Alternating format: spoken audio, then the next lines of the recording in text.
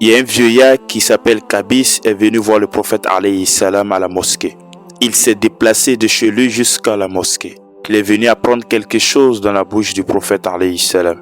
Lorsqu'il est arrivé à la mosquée, il a vu le prophète. Il dit: ô messager de Dieu, je suis devenu vieux, je suis devenu faible. Je suis venu apprendre quelque chose qui va me profiter, qui serait bénéfique pour moi.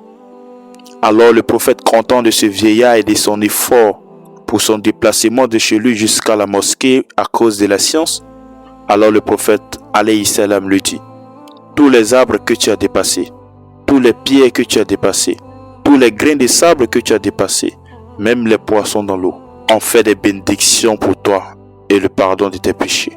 Allahu Akbar.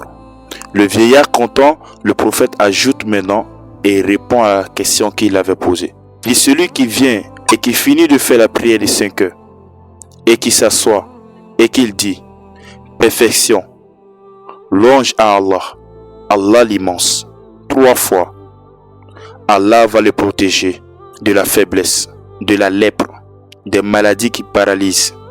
Ainsi, le vieillard content, il fait les bénédictions pour le messager d'Allah, pour cette bonne nouvelle. Allahu Akbar. Qu'est-ce que cette histoire nous enseigne? La première des choses, ce que cette histoire nous enseigne, c'est que celui qui vient apprendre ne doit pas calculer l'âge. Que tu sois vieux ou vieille, ou jeune, ou petit, ou grand, chercher la science n'a pas d'âge. Il n'est jamais trop tard d'apprendre.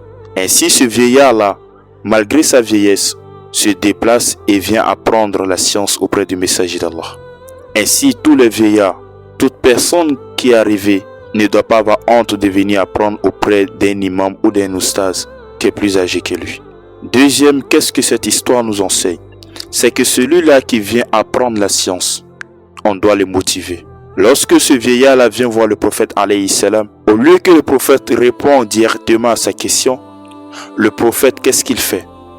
Il lui dit des mérites qu'il a fait. Il lui parle des récompenses de son déplacement, de son effort vers la mosquée pour venir apprendre.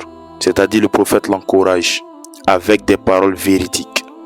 Troisième, cette histoire nous enseigne que celui qui se déplace pour aller vers la science, pour aller apprendre quelque chose de la parole d'Allah ou de la parole du messager, ainsi les arbres qu'il va dépasser, les pierres qu'il va dépasser, les grains de sable qu'il va dépasser, alors toutes ces créatures vont prononcer ensemble une bénédiction et un pardon pour ton péché. Allahu Akbar, c'est fort, c'est magnifique.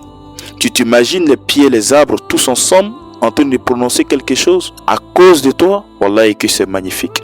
Cherchons la science. Déplaçons-nous pour aller chercher la science. Science véritable. Ainsi, cela montre l'importance de celui-là qui se met à la recherche de la science. Et celui qui se met à la recherche de la science, se met à la recherche d'Allah, se met à la recherche de son Créateur. Il se met à la recherche de la connaissance de son dîn, de sa religion, de son messager. Ainsi, mettons-nous à la recherche de la science. Sur ce, je vais m'arrêter ici. Assalamu alaikum wa rahmatullahi wa barakatuh.